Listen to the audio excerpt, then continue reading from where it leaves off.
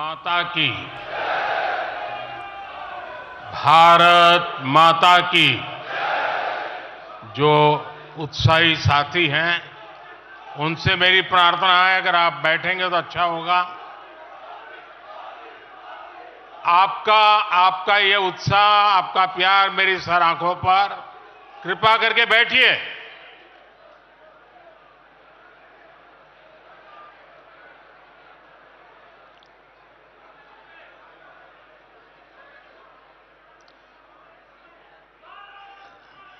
थोड़ी जगह कम पड़ रही है, मेरी सबसे प्रार्थना है, भले नीचे बैठना पड़े लेकिन अगर आप बैठेंगे तो अच्छा होगा। इधर इधर से मेरे साथियों से आग्रह है, आप यहां सुनाई देता है मेरी बात? सुनाई देती है?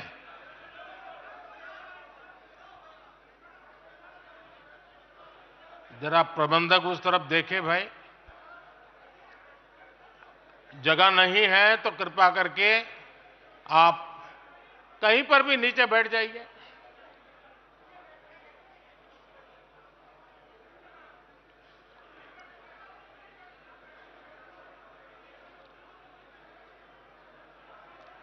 भारत माता की, भारत माता की। राष्ट्रीय अधिवेशन में यहां उपस्थित और देश के कोने कोने से जुड़े प्रत्येक भाजपा कार्यकर्ता का मैं अभिनंदन करता हूं।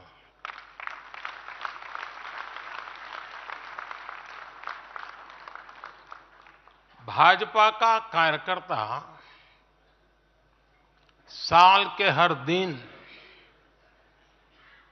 24 घंटे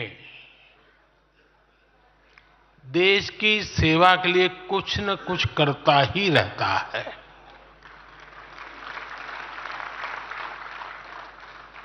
लेकिन अब अगले 100 दिन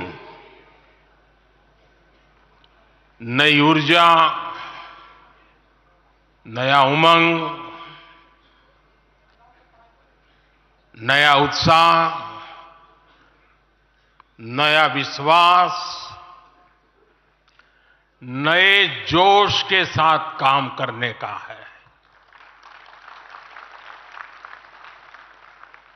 आज 18 फरवरी है और इस कालखंड में जो युवा 18 वर्ष के पड़ाव पर पहुंचे हैं, वो देश की 18वीं लोकसभा का चुनाव करने वाले हैं।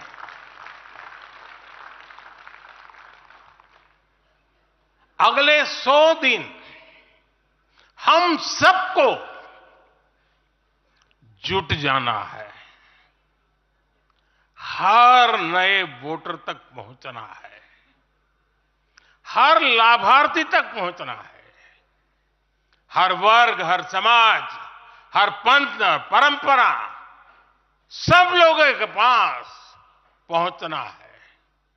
हमें सबका विश्वास हासिल करना है। और जब सबका प्रयास होगा तो देश की सेवा के लिए सबसे ज्यादा सीटें भी बीजेपी को ही मिलेगी।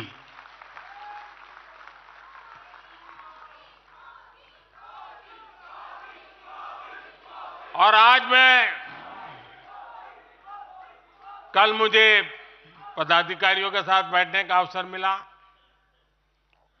कल दोपहर के से आप सबके साथ बैठने का अवसर मिला। मैं नड्डा जी को और उनकी पूरी टीम को और आप सबको बधाई देता हूं। जब मैं पदाधिकारियों की बैठक में साल भर के काम का रिपोर्टिंग सुन रहा था, मैं सचमुच में इतना प्रभावित हुआ कि भाजपा के कार्यकर्ता सत्ता में रहने के बावजूद भी समाज के लिए इतना करते हैं। दिन रात दौड़ते हैं, संकटों के बीच भी करते हैं और सिर्फ भारत मां की जय के लिए करते हैं। ये 2 दिन भी जो चर्चा हुआ, विचार विमर्श हुआ है, देश के उज्जवल भविष्य के लिए हमारे संकल्प को दृढ़ करने वाली हर बातें हुई है। मैं इस भव्य आयोजन के लिए प्रेरक विषयों के लिए आप सबको भी, देश भर के कार्यकर्ताओं को भी नड्डा जी के माध्यम से सबका अभिनंदन करता हूं। साथियों, आज मैं समस्त देशवासियों की तरफ से संत शिरोमणि आचार्य श्री 108 पूज्य विद्यासागर जी महाराज को श्रद्धापूर्वक, आदरपूर्वक नमन करते हुए श्रद्धांजलि देता हूं। उनके संलेखन समाधिस्थ होने की सूचना मिलने के बाद उनके अनुयायी शोक में हैं, हम सभी शोक में हैं और मेरे लिए तो यह एक व्यक्तिगत क्षति जैसा है। वर्षों तक मुझे व्यक्तिगत रूप से अनेक बार उनसे मिलने का, उनके दर्शन करने का, उनके मार्गदर्शन प्राप्त करने का अवसर मिला है। कुछ ही महीने पहले ऐसा ही मन कर गया था, मेरे प्रवास कार्यक्रम को बदल करके बहुत सुबह सुबह मैं उनके पास पहुंच गया था। तब पता नहीं था कि मैं दोबारा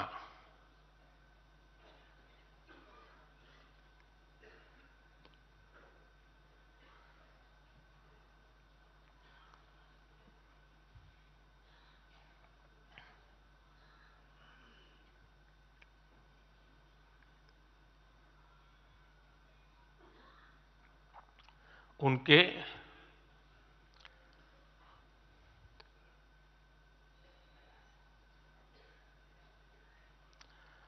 दर्शन नहीं कर पाऊंगा।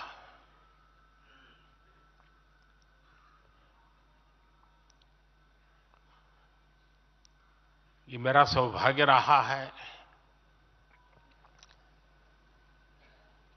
कि पिछले 50 से भी ज्यादा वर्षों से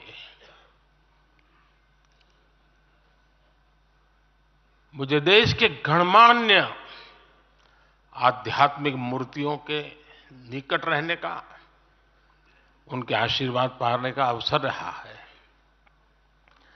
और इसलिए मैं उस आध्यात्मिक जगत की उस शक्ति को भलीभांति जानता हूं, समझता हूं, अनुभव करता हूं।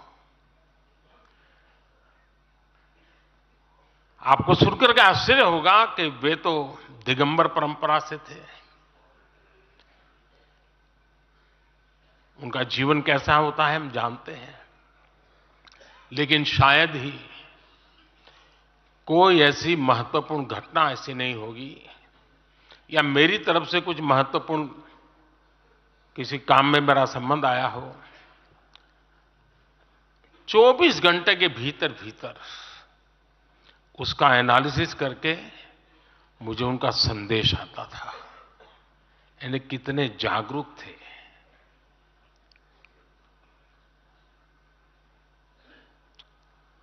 और अपनी विराट आध्यात्मिक यात्रा और उसके बाद भी वो हम सबको हमेशा प्रेरणा देते रहे हैं। जीवन भर उतनी सौम्यता के साथ उनका लोगों को मिलना, उन्होंने हमारे युवाओं को परंपराओं से जोड़ा, गरीबों तक शिक्षा और स्वास्थ्य की सुविधाएं पहुंचाई। उनका पूरा जीवन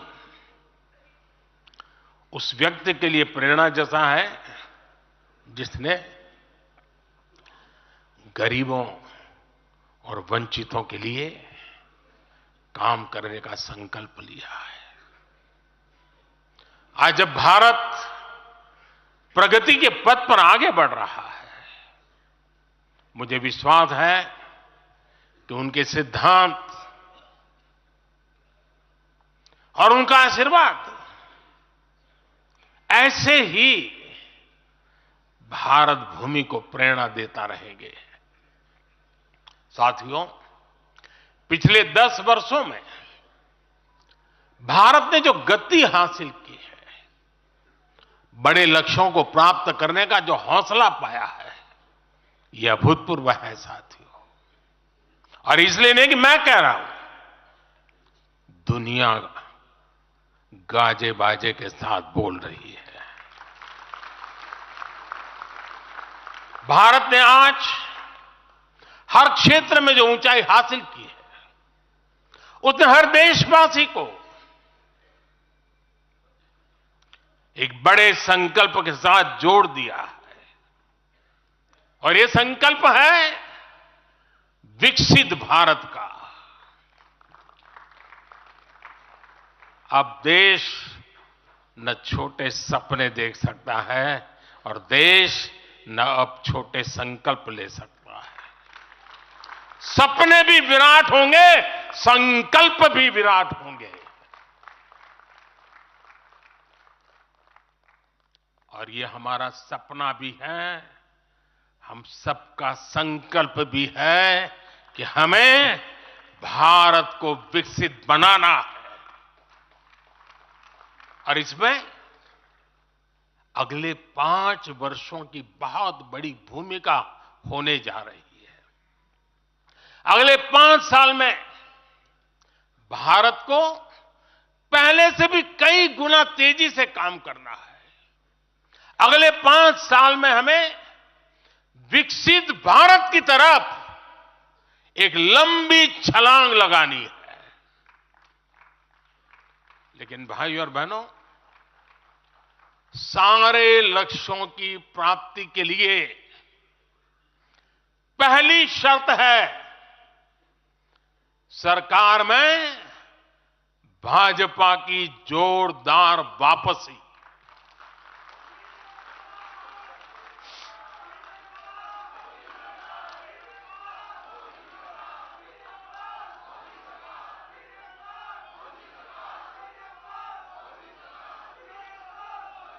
आज विपक्ष के नेता भी एनडीए सरकार 400 पार के नारे लगा रहे हैं।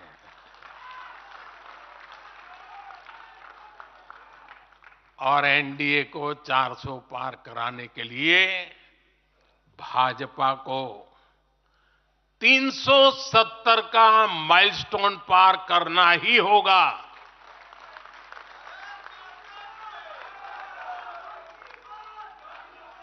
साथियों, कई बार लोग मुझसे कहते हैं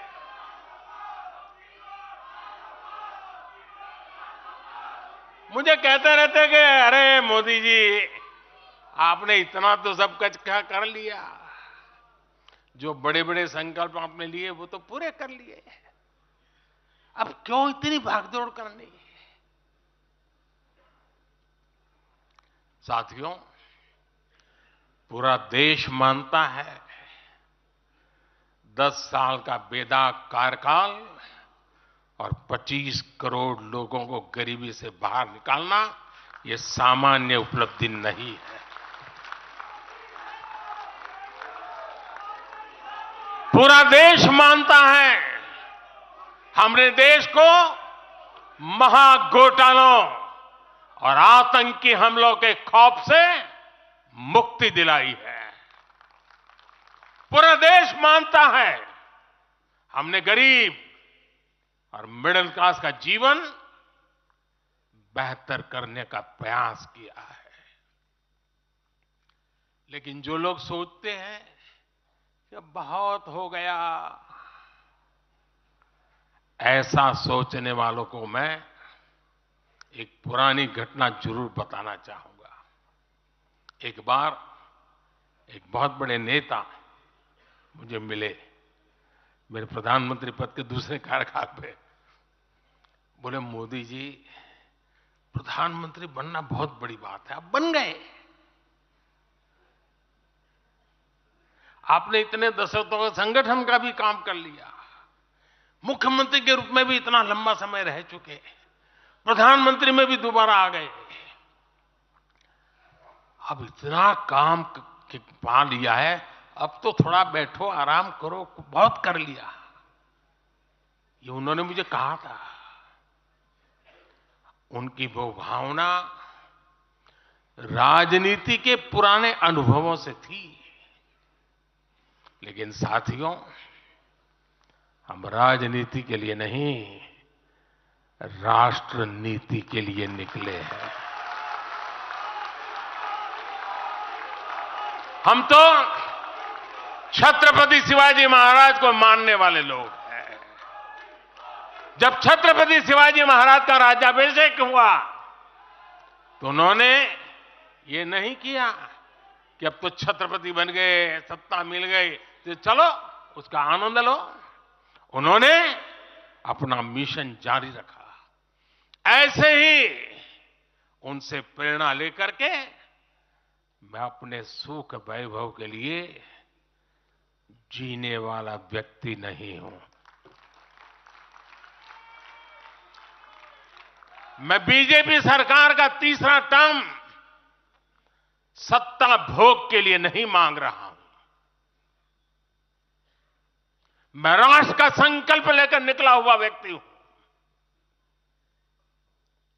अगर मैं अपने घर की ही चिंता करता तो आज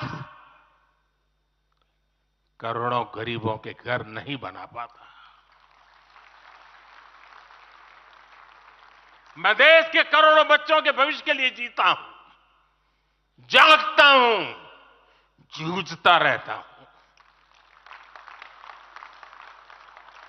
देश के करोड़ों युवाओं, करोड़ों बहनों बेटियों, करोड़ों गरीबों का सपना ही मोदी का संकल्प है।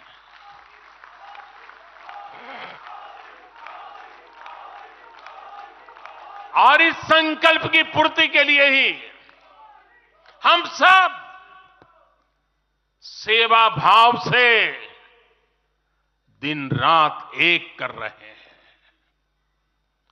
10 वर्षों में हमने जो हासिल किया, साथियों, वो तो एक पड़ाव मात्र है। मंजिल तक पहुंचने का एक नया विश्वास है। अभी हमें देश के लिए, कोटि कोटि भारतीयों के लिए, हर भारतीय का जीवन को बदलने के लिए बहुत कुछ हासिल करने का सपने हैं, संकल्प है, और उसके लिए बहुत से निर्णय भी बाकी है। साथियों, आज भाजपा युवा शक्ति, नारी शक्ति, गरीब और किसान की शक्ति को विकसित भारत के निर्माण की शक्ति बना रहा है। पहले लोगों को लगता था कि सरकारें बदलती हैं, व्यवस्था नहीं बदलती। हमने सच्चे अर्थ में सामाजिक न्याय की भावना से हर व्यवस्था को पुरानी सोच, पुरानी अप्रोच से बाहर निकाला। जिनको किसी ने नहीं पूछा, हमने उन्हें पूछा है। इतना ही नहीं, हमने उसको पूजा है। आदिवासियों में भी सबसे पिछड़ी जनजातियों को पहले किसी ने नहीं पूछा। हमने उनके लिए पीएम जनमन योजना बनाई। लाखों विश्वकर्मा परिवारों को किसी ने नहीं पूछा। हमने उनके लिए पीएम विश्वकर्मा योजना बनाई। रेहड़ी, ठेले, फुटपाथ पर काम करने वाले लाखों साथियों के बारे में किसी ने नहीं सोचा। हमने उनके लिए पीएम स्वनिधि योजना बनाई।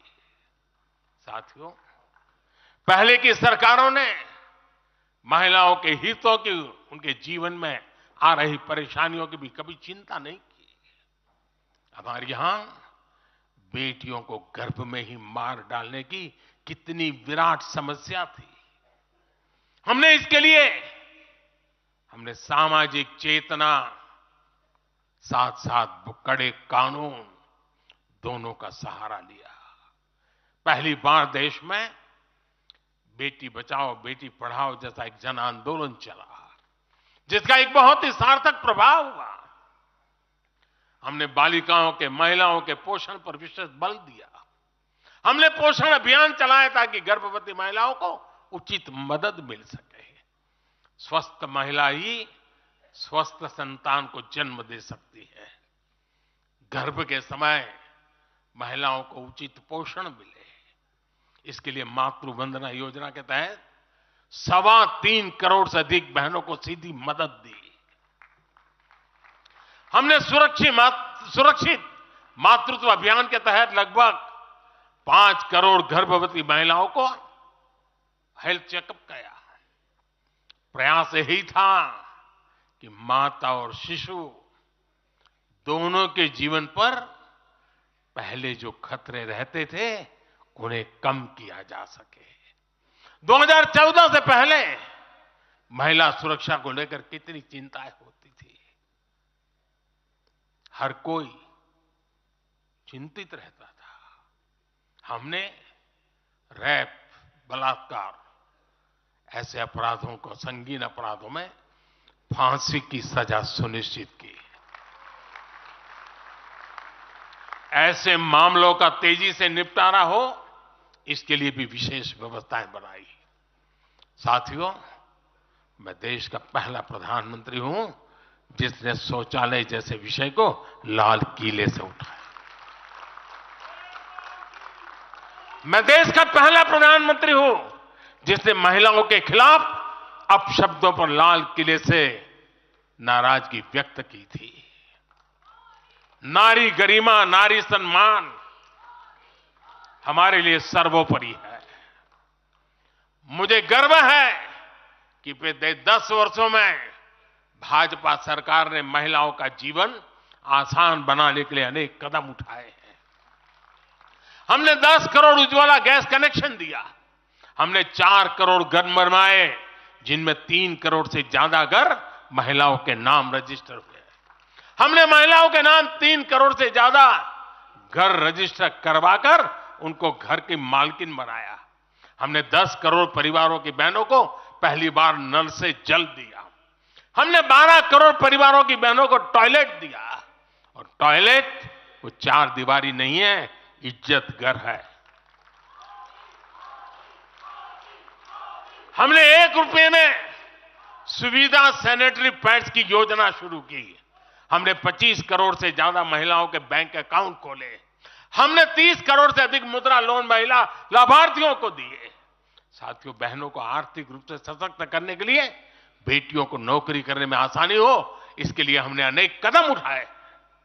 हमने सेल्फ हेल्प ग्रुप से 10 करोड़ बहनों को जोड़ा। हमने 1 करोड़ बहनों को लखपति दीदी बनाया। खादी को जो फिर से नया जीवन मिला है, उसका फायदा भी सबसे अधिक गांव की बहनों को ही हुआ है। हमने प्रेगनेंसी लीव को बढ़ाकर 26 हफ्ते किया।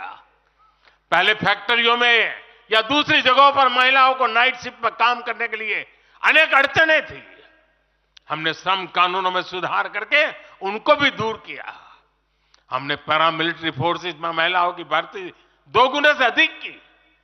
हमने सेनाओं के अग्रणी मोर्चों में महिलाओं की तैनाती को सुनिश्चित किया। हमने सैनिक स्कूलों और मिलिट्री एकेडमी के दरवाजे बेटियों के लिए खोल दिए। साथियों, इस बार 26 जनवरी को कर्तव्य पथ भारत की नारी शक्ति से पूरे देश को प्रेरणा दे रहा था। साथियों, आने वाले समय में हमारी माताओं, बहनों, बेटियों के लिए अवसर ही अवसर आने वाले हैं। मिशन शक्ति से देश में नारी शक्ति की सुरक्षा और सशक्तिकरण का संपूर्ण इकोसिस्टम बनेगा। अब 15,000 महिला सेल्फ हेल्प ग्रुप को ड्रोन मिलेंगे। ड्रोन दीदी खेती में वैज्ञानिकता और आधुनिकता लाएगी। अब देश में 3 करोड़ महिलाएं लखपति दीदी बनाई जाएगी। पीएम विश्वकर्मा योजना से परंपरागत कला और शिल्प से जुड़ी बहनें सशक्त होगी। नई नेशनल एजुकेशन पॉलिसी से बेटियों को शिक्षा और स्किल के मामले में सबसे अधिक फायदा होगा। गांव के पास ही बेहतर स्पोर्ट्स इंफ्रास्ट्रक्चर बने, बेटियां हमारी स्पोर्ट्स में कमाल करेगी। साथियों, आज जब मैं बीते 10 वर्षों की तरफ नजर डालता हूं तो कितना ही कुछ याद आता है। ये 10 वर्ष साहसिक फैसलों, दूरगामी निर्णयों के नाम है। जो काम सदियों से लटके थे, हमने उनका समाधान करने का साहस करके दिखाया है। अयोध्या में भव्य राम मंदिर का निर्माण करके हमने 5 सदियों का इंतजार खत्म किया है।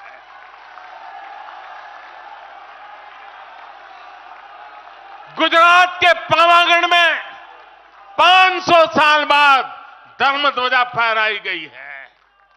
7 दशक बाद हमने करतारपुर साहिब राहदारी खोली है। 7 दशक के इंतजार बाद देश को आर्टिकल 370 से मुक्ति मिली है। लगभग 6 दशक बाद राजपथ कर्तव्य पथ के नए स्वरूप में सामने आया है। 4 दशक बाद आखिरकार 1 रैंक 1 पेंशन की मांग पूरी हुई है। 3 दशक बाद आखिरकार देश को नई राष्ट्रीय शिक्षा नीति मिली है। 3 दशक बाद आखिरकार लोकसभा और विधानसभा में महिलाओं को आरक्षण मिला है। 3 तलाक की बुराई के लिए विरुद्ध कड़ा कानून बनाने का साहस भी हमने दिखाया है। दशकों से नए संसद भवन की जरूरत महसूस हो रही थी, उसे हमने ही पूरा किया। यह प्रत्येक भाजपा कार्यकर्ता का सौभाग्य है कि वैसी अनेक सिद्धियों का निमित्त बन सके। साथियों, कोई भी देश हो, वो अपना भविष्य तभी संवार सकता है जब वह अपने इतिहास को सहज कर रखता है। बीते वर्षों में भारत ने अपने इतिहास को सहेजा भी है, संवारा भी है। हमने नेशनल वॉर मेमोरियल का निर्माण किया। हमने राष्ट्रीय पुलिस स्मारक बनाई। हमने अंडमान में नेताजी सुभाष और परमवीर चक्र विजेताओं के नाम पर द्वीपों का नामकरण किया। हमने दांडी में नमक सत्याग्रह का आधुनिक स्मारक का निर्माण किया। हमने बाबा साहब आंबेडकर से जुड़े पंच तीर्थ को विकसित किया। हमने रांची में भगवान बिरसा मुंडा की स्मृति में म्यूजियम बनाया। सरदार पटेल को समर्पित स्टैच्यू ऑफ यूनिटी हमारे कार्यकाल में बनी। 31 अक्टूबर को राष्ट्रीय एकता दिवस हमारी सरकार ने घोषित किया। 15 नवंबर को जनजातीय गौरव दिवस के रूप में घोषित करने का अवसर हमें मिला। 14 अगस्त को विभाजन विभीषिका दिवस के रूप में याद करने का निर्णय हमारी सरकार ने लिया। 26 दिसंबर को हमने साहिबजादों की स्मृति में वीर बाल दिवस घोषित किया। 26 नवंबर को संविधान दिवस घोषित करने का फैसला भी हमारी सरकार ने किया और 21 जून को संयुक्त राष्ट्र ने इंटरनेशनल योगा डे भी हमारी ही सरकार के प्रयासों से घोषित किया। साथियों, विपक्ष के हमारे दल भले ही योजनाओं को पूरा करना न जानते हो, लेकिन झूठे वादे करने में इनका कोई जवाब नहीं रहा है। बावजूद इसके आज एक वायदा करने से ये सारे राजनीतिक दल घबराते हैं। एक भी राजनीतिक दल के मुंह से नहीं सुना होगा आपने। जो वायदा हम कर रहे हैं ना, इसका जिक्र तक करने का उनमें सामर्थ्य नहीं है।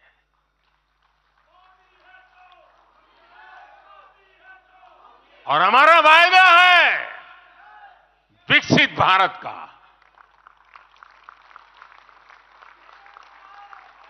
इन लोगों ने स्वीकार कर लिया है कि ये लोग भारत को विकसित नहीं बना सकते। सिर्फ और सिर्फ बीजेपी ही ऐसी पार्टी है, एनडीए ही ऐसा एक गठ है जिसने इसका सपना देखा है। हम मिशन मोड पर भारत को 2047 तक देश जब आजादी के 100 साल मनाएगा, हम भारत को विकसित देश बनाने के लिए काम कर रहे हैं। हमने तीसरे टर्म में भारत को दुनिया की तीसरी बड़ी आर्थिक ताकत बनाने का संकल्प लिया है, और ये मोदी की गारंटी है।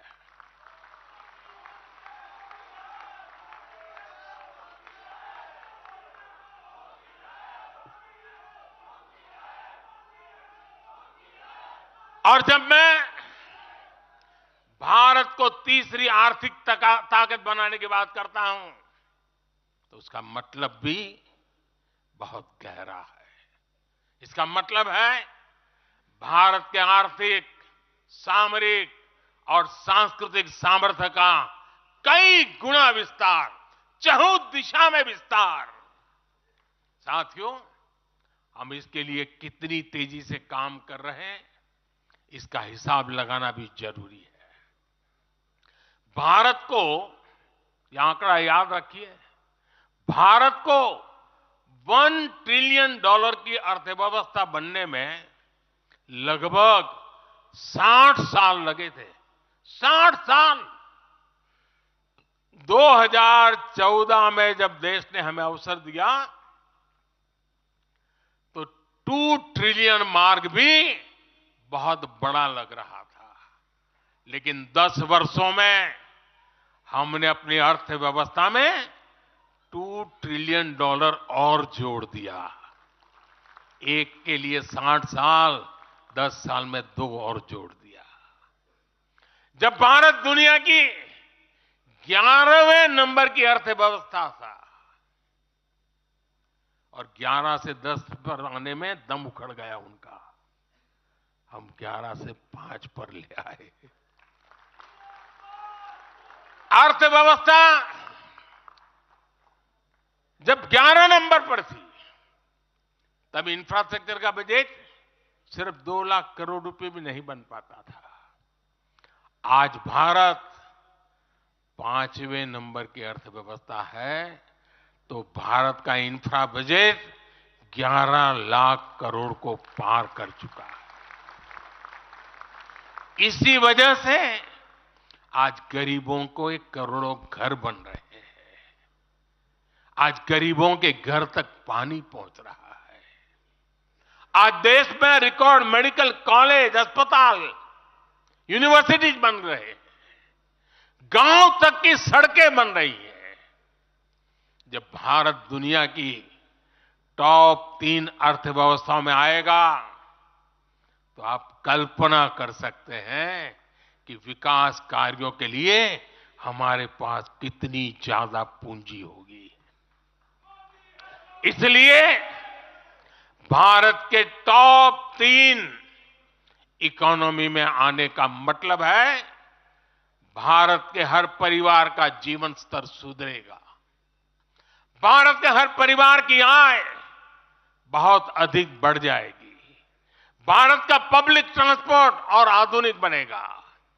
भारत में रोजगार के लिए नए सेक्टर खुलेंगे, रोजगार के और ज्यादा मौके मिलेंगे। भारत के युवाओं को भारत में ही फंडिंग के ज्यादा से ज्यादा अवसर आएंगे। भारत की महिलाओं को हर मोर्चे पर आगे बढ़कर नेतृत्व करने का मौका मिलेगा। हमारे किसान लेटेस्ट टेक्नोलॉजी से जुड़कर काम करेंगे। कृषि उत्पाद में वैल्यू एडिशन करेंगे। लोगों की जीवन बेहतर बनाने के लिए देश में पर्याप्त संसाधन और आवश्यक व्यवस्थाएं मौजूद होगी। साथियों, मुझे खुशी है कि आज विकसित भारत अभियान की बागडोर भी भारत के युवाओं ने संभाली है। पिछले 1.5 साल में विकसित भारत के संकल्प से जुड़े सुझावों के लिए, और लोगों को ऐसा लगता होगा कि हम बात पता, ऐसा नहीं है। इस पर हम 1.5 साल से चुपचाप काम कर रहे हैं। सरकार की मशीनरी को लगाया है और आपको जानकर के खुशी होगी, अब तक 15 लाख लोगों से ज्यादा लोगों ने विकसित भारत कैसा हो, रोडमैप कैसा हो, इनिशिएटिव कैसे हो, नीतियां कैसी हो, इसमें विचार विमर्श हुआ है।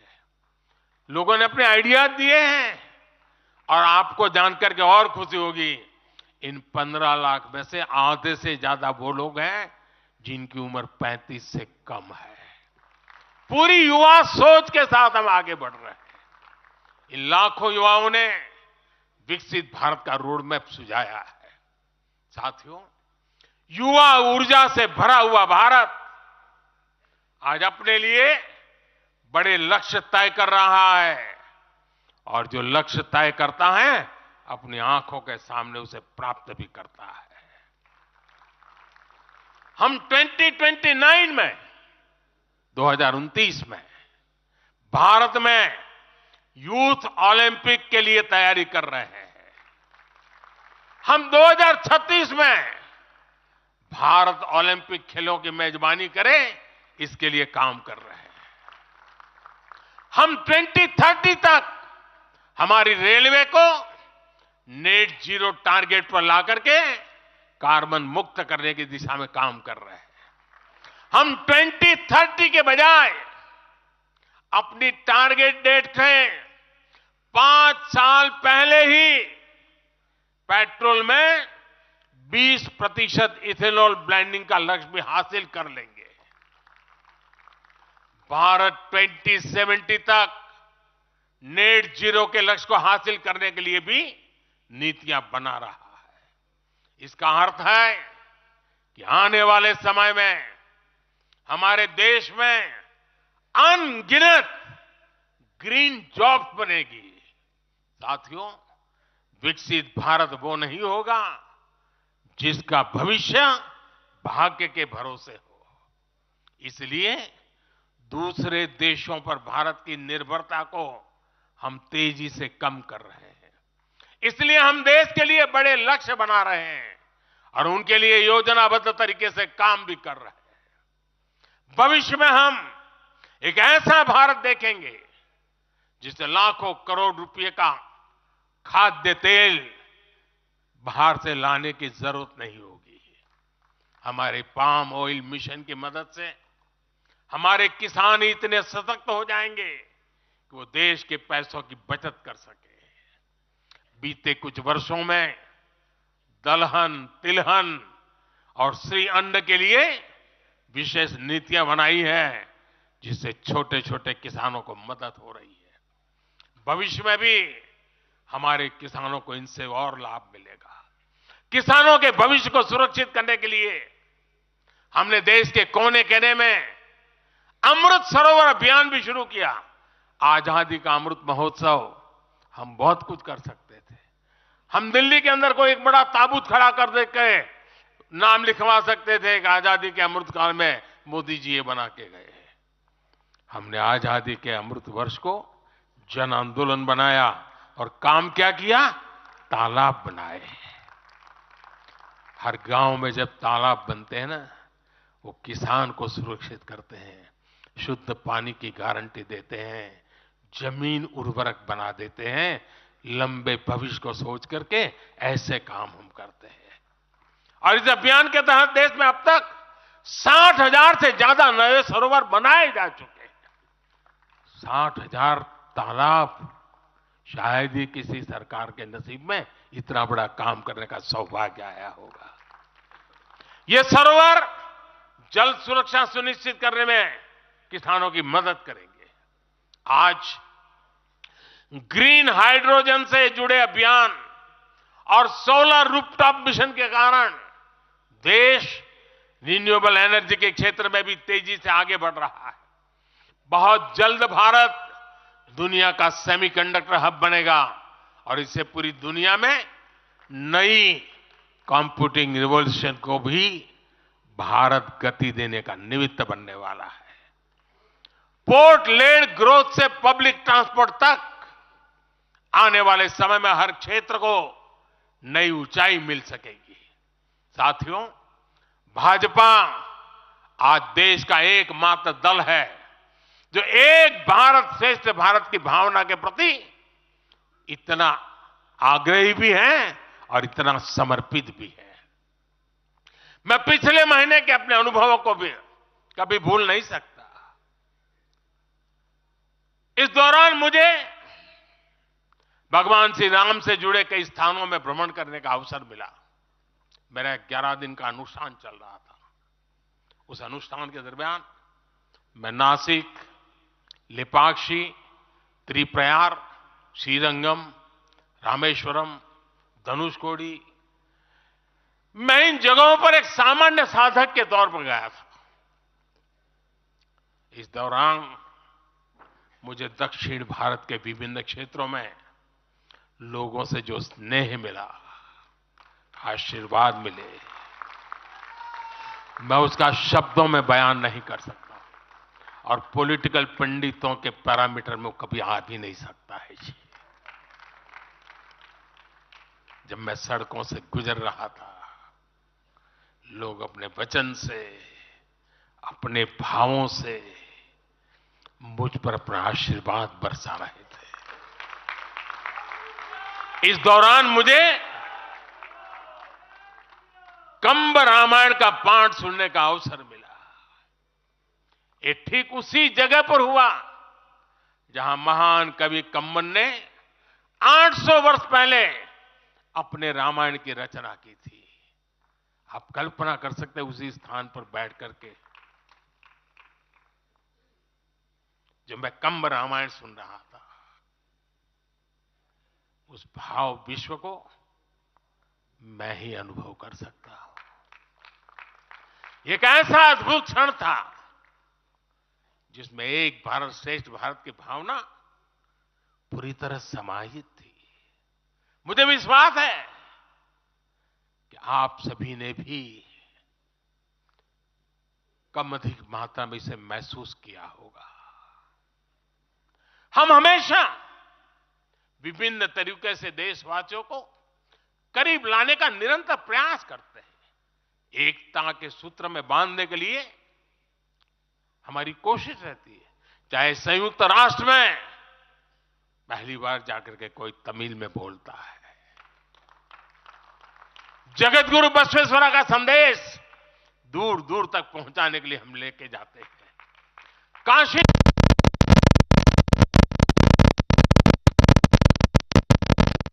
हो या फिर बीएचयू में सुब्रमण्यम भारती के नाम पर चेयर की स्थापना हो।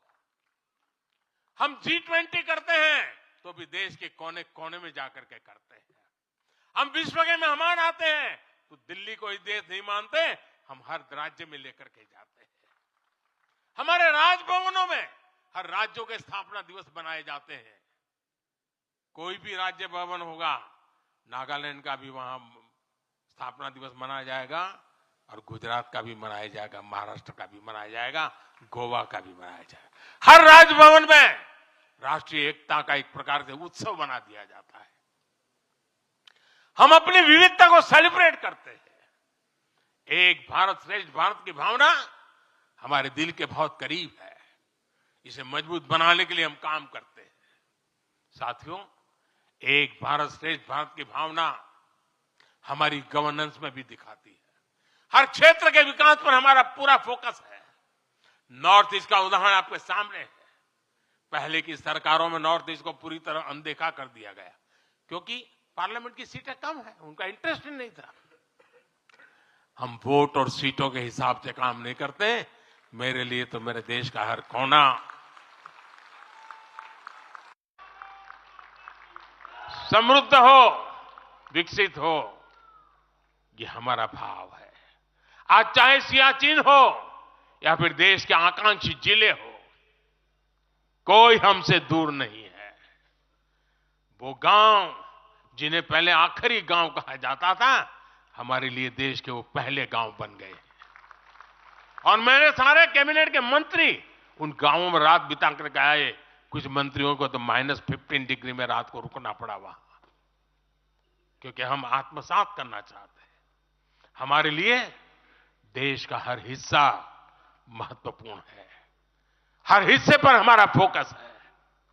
साथियों, जो भी राजनीति में दिलचस्पी रखता है और जिसके लिए लोकतांत्रिक मूल्य प्रमुख रहते हैं, वो भी अगर न्यूट्रल है तो पब्लिकली हमारी प्रशंसा करते हैं, न्यूट्रल नहीं है तो खानगी में तो कर ही देते हैं। इसकी एक बड़ी वजह है, हमने समय के साथ खुद को सकारात्मकता के साथ बदलने का प्रयास किया है। हमने अपनी राजनीतिक व्यवस्था को नए और आधुनिक विचारों के लिए खुला रखा है। आजादी के बाद वर्षों तक जिन्होंने हमारे देश पर शासन किया, उन्होंने एक व्यवस्था बना दी थी। उस व्यवस्था में कुछ बड़े परिवारों के लोगों को ही सत्ता के केंद्र में रहे, उनके आसपास रहने वाले लोगों को ही राजनीतिक ताकत मिलती रही। अहम पदों पर परिवार के करीबियों को ही आगे बढ़ाया गया। हमने इस व्यवस्था को भी बदल दिया। हमने नए लोगों को मौका दिया कि वो हमारी व्यवस्था का हिस्सा बने और परिणाम ला करके दिखाएं। इससे व्यवस्था में नयापन आया और इसका लोकतांत्रिक स्वरूप कायम रहा। हमारी कैबिनेट में रिकॉर्ड संख्या में नॉर्थ ईस्ट के मंत्री हैं। नागालैंड से पहली बार एक महिला राज्यसभा में सांसद बन गई है। हमें गर्व है कि हमने पहली बार त्रिपुरा के व्यक्ति को काउंसिल ऑफ मिनिस्टर्स के अंदर स्थान दिया है। पहली बार हमारी सरकार में अरुणाचल प्रदेश को कैबिनेट मिनिस्टर मिला है। पहली बार गुर्जर मुस्लिम को राज्यसभा के लिए नॉमिनेट किया गया है। हमारी सरकार में ही गोवा से कैबिनेट मंत्री बनाया गया। हमें गर्व है कि हम बीजेपी के एक ऐसी संस्कृति का हिस्सा है जो मंत्रालय में रिकॉर्ड ओबीसी प्रतिनिधित्व सुनिश्चित किया जाता है। अमित भाई ने इसका विस्तार से वर्णन किया, इसलिए मैं ज्यादा उसके ऊपर नहीं कहना चाहता हूं। साथियों, हमारी सरकार सबके लिए है। सबका साथ, सबका विकास हमारे काम से ही झलकता है। हमें गर्व होता है जब करतारपुर साहिब कॉरिडोर के द्वारा लाखों सिख श्रद्धालुओं की आध्यात्मिक इच्छाएं पूरी होती है।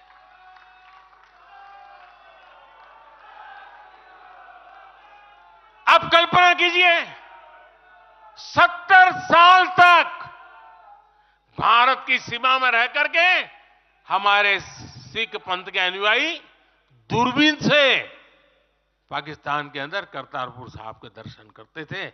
हमने रास्ते खोल दिए दोस्तों। अब वो स्थिति बदल गई है। हमने लंगर की वस्तुओं से जीएसटी भी हटा दिया। हमने स्वर्ण मंदिर के लिए एफसीआर रजिस्ट्रेशन सुनिश्चित किया, जिससे विदेशियों को सेवा करने का अवसर मिला है। पहली बार वीर बाल दिवस मनाकर हमने सत्य और न्याय के लिए बलिदान देने वाले साहसजादों को, शौर्य को सम्मान दिया। आज केरल का बच्चा भी जानता है कि साहबजादे का बलिदान कैसा था। नागालैंड का बच्चा भी जानता है कि साहबजादों ने कितना बड़ा बलिदान दिया था। साथियों, अफगानिस्तान से भी गुरु ग्रंथ साहब के स्वरूपों को पूरे सम्मान के साथ भारत लाए हैं।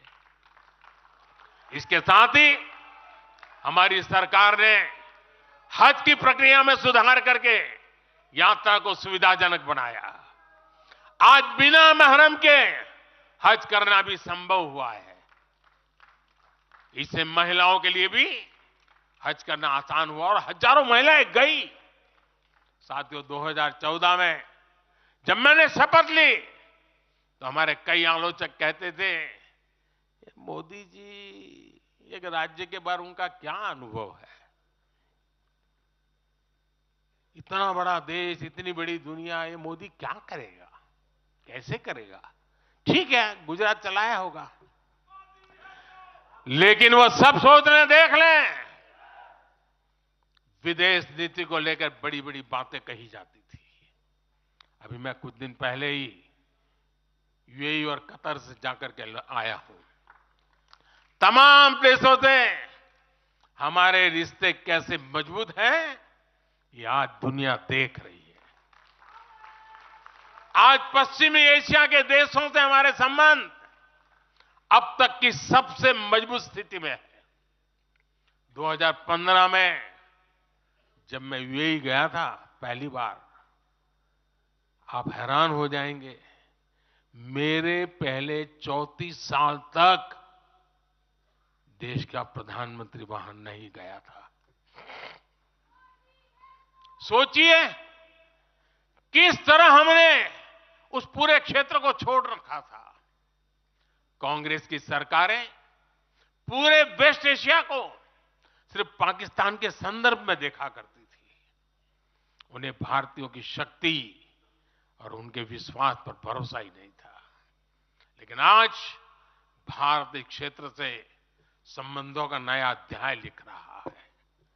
पहले लोग सोचते थे कि बस तेल का इंपोर्ट कर लेते हैं और यहां से कुछ लेबर भेज देते हैं ताकि उनको रोजी रोटी मिल जाए, लेकिन अब ऐसा नहीं है। आज ट्रेड, टेक्नोलॉजी, टूरिज्म, ऐसे अनेक क्षेत्रों में हमारे संबंध बहुत बेहतर हैं और हम निरंतर विकास कर रहे हैं। यहां तक कि अरब के 5 देशों ने मुझे अपना सर्वोच्च सम्मान तक दिया है। यह सम्मान मोदी का नहीं है, 140 करोड़ भारतीयों के सामर्थ्य का सम्मान है। और भाइयों बहनों, विदेश नीति के जो भी जानकार हैं, वो विदेश से मिले हर संकेत भी पकड़ ले रहे होंगे। आज अलग अलग देशों में सत्ता और विपक्ष के दल ये खुलकर मानते हैं कि भारत के सशक्त होने से पूरी दुनिया का हित होने वाला है। ये पूरी दुनिया मानने लगी है। आज हर महाद्वीप में भारत का सम्मान, भारत की ताकत बढ़ रही है। हर देश भारत से गहरे संबंध बनाने पर जोर दे रहा है। और इन सब के बीच कोई देश हमारी सरकार से बातचीत के लिए, आप जानकर के हैरान होंगे, अभी तो चुनाव बाकी है, लेकिन मेरे पास जुलाई, अगस्त, सितंबर के डेट पड़े हुए निमंत्रण दे करके। इसका अर्थ क्या है?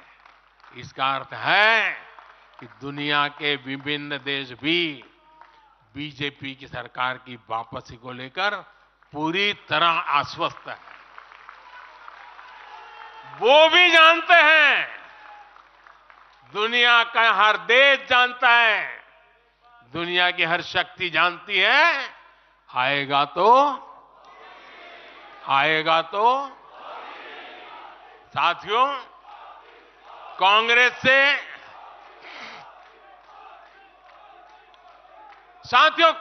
से देश को बचाना, देश के हर नागरिक को बचाना, हमारे बच्चों का, हमारे युवाओं का भविष्य बचाना बीजेपी के प्रत्येक कार्यकर्ता का दायित्व है। कांग्रेस का ट्रैक रिकॉर्ड हम सभी के सामने है। कांग्रेस अस्थिरता की जननी है। कांग्रेस परिवारवाद की जननी है। कांग्रेस भ्रष्टाचार की जननी है और कांग्रेस तुष्टीकरण की भी जननी है। 70 के दशक में जब देश में कांग्रेस के विरुद्ध गुस्सा बढ़ना शुरू हुआ तो खुद को बचाने के लिए इसने अस्थिरता का सहारा लिया। हर नेता की सरकार कांग्रेस ने अस्थिर की। आज यहां प्रस्ताव के समय इसकी चर्चा आई है तो मैं ज्यादा उसके लिए कहता नहीं हूं। आज भी ये लोग अस्थिरता पैदा करने के लिए नई नई साजिशें कर रहे हैं। इन लोगों ने मिलकर जो गठबंधन बनाया है उसकी भी यही पहचान है। कांग्रेस के पास विकास का एजेंडा नहीं है, फ्यूचर का रोड मैप नहीं है। ये देश को कभी भाषा के आधार पर तो कभी क्षेत्र के आधार पर बांटने में जुटे हुए हैं। साथियों, कांग्रेस का एक सबसे बड़ा पाप ये रहा है कि वो देश की सेनाओं का मनोबल तोड़ने से भी पीछे नहीं रहे। भारत की राष्ट्रीय सुरक्षा और सामरिक शक्ति को नुकसान पहुंचाने में कांग्रेस ने कोई कसर नहीं छोड़ी है। जब भी देश के रक्षा क्षेत्र में कोई बड़ा काम हुआ, जब हमारी सेनाओं ने कोई उपलब्धि हासिल की, कांग्रेस ने हर बार उन पर सवाल उठाए। आप सिर्फ सोचिए कि 5 साल पहले इन लोगों ने क्या कहा था। इन लोगों ने हर कोशिश की कि हमारी वायुसेना को राफेल जैसे एडवांस एयरक्राफ्ट न मिल पाए। इन्होंने अब प्रचार किया कि हिंदुस्तान एरोनॉटिकल लिमिटेड को, HAL को खत्म किया जा रहा है। ये लोग तो HAL के बाहर फोटो तक खींचवाने के लिए चले गए थे। लेकिन देखिए HAL आज कैसे धूमधाम से आगे बढ़ रहा है। आज देखिए कितने सारे ऑर्डर आज उनके यहां बुक किए गए हैं। आज जरा देखिए HAL का मार्केट वैल्यू कितना बढ़ गया है। ये वही लोग हैं जिन्होंने हमारी सेनाओं के सर्जिकल स्ट्राइक करने पर उनके पराक्रम पर सवाल खड़ा कर दिया। जब एयर स्ट्राइक हुई तो उसकी सफलता के प्रमाण मांगे जाने लगे। कांग्रेस भारतीय सेनाओं के अपमान का कोई मौका नहीं छोड़ती। साथियों, कांग्रेस कितनी कंफ्यूज है इसका उदाहरण मैं आपको देना चाहता हूं। कांग्रेस में लड़ाई चल रही है और बड़ी तगड़ी लड़ाई चल रही है, लेकिन मजा यह है कि सिद्धांतों की नहीं चल रही है, योजनाओं को समझ में नहीं चल रही है। लड़ाई क्या चल रही है आपको जानकर के आश्चर्य होगा। क्या लड़ाई है? कांग्रेस में एक वर्ग है जो कहता है कि मोदी से तीखी नफरत करो, मोदी पर व्यक्तिगत आरोप लगाओ, मोदी की छवि खराब करने के लिए हर हथकंडे अपनाओ। एक वर्ग है। कांग्रेस के अंदर एक दूसरा वर्ग भी है जो कांग्रेस की मूल परंपराओं से निकला हुआ है, जो कहता है कि मोदी पर व्यक्तिगत आरोप, नफरत से कांग्रेस को बाहर निकालो, इससे कांग्रेस को और ज्यादा नुकसान होता है। यानी कांग्रेस हमसे सैद्धांतिक मुद्दों पर लड़ाई नहीं लड़ रही है। कांग्रेस इतनी हताश है कि उसमें सैद्धांतिक विरोध, वैचारिक विरोध का साहस भी नहीं बचा। इसलिए गाली गलौज और मोदी पर झूठे आरोप ही उनका एकमात्र एजेंडा बन गया है। साथियों, लाल किले से मैंने कहा था यही समय है, यही समय है, यही समय है। भारत के इतिहास में आज वो समय आ गया है जब हमें अपने देश का भाग्य बदल देना है। और साथियों, मैंने देशवासियों को लाल किले से कहा था और आपको तो कई बार कह चुका हूं। मैंने देशवासियों को कहा था कि अगर आप 10 घंटे काम करेंगे तो मोदी 11 घंटे काम करेगा। अगर आप 12 घंटे काम करेंगे तो मैं 13 घंटे काम करूंगा। अगर आप 14 घंटा काम करेंगे तो मैं 15 घंटे काम करूंगा।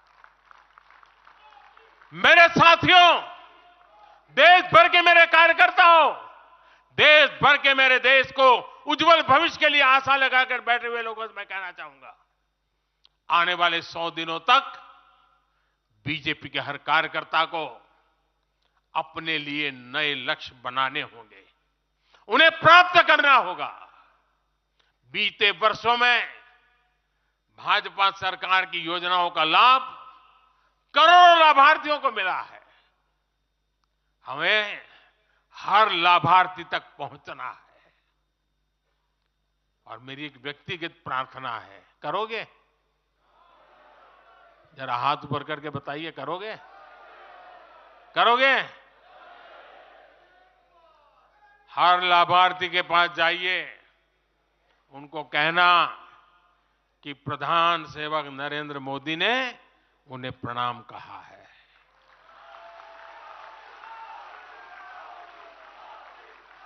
और इसमें आपको नमो ऐप से भी बहुत मदद मिलेगी। आप नमो ऐप के जरिए मेरा प्रणाम और मेरी चिट्ठी उन लाभार्थियों तक जरूर पहुंचाएंगे।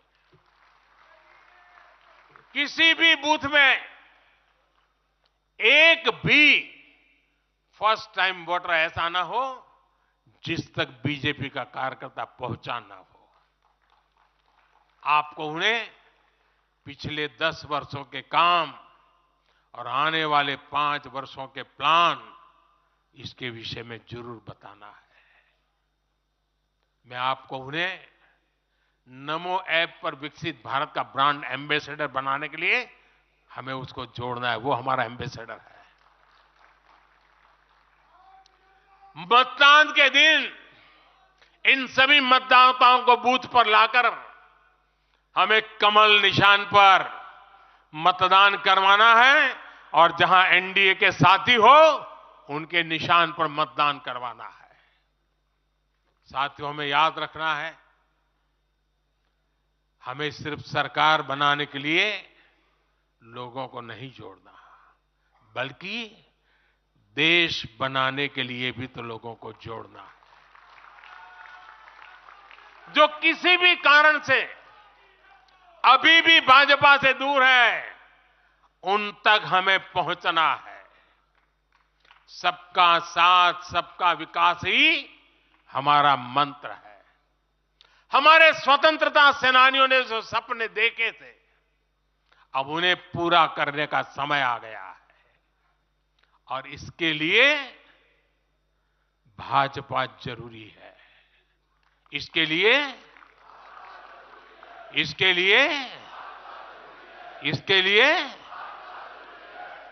लिए भाजपा सरकार जरूरी है। आज देश की जनता कह रही है, भ्रष्टाचार पर सख्त कार्रवाई होती रहे, इसलिए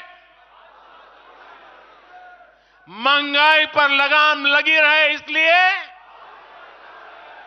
देश के दुश्मनों में डर बना रहे, इसलिए निवेश और नौकरी के अवसर बढ़ते रहे, इसलिए भारत तीसरी बड़ी सबसे आर्थिक ताकत बने, इसके लिए भारत में तेजी से इंफ्रास्ट्रक्चर का निर्माण हो, इसलिए आत्मनिर्भर भारत अभियान सफल हो, इसलिए करोड़ों भारतीयों को मुफ्त राशन मिलता रहे, इसलिए किसानों को सम्मान निधि मिलती रहे, 100% लाभार्थी तक तेजी से लाभ पहुंचे, इसलिए साथियों, आप यहां से एक नए संकल्प के साथ अपने क्षेत्र में जाएं। अब की बार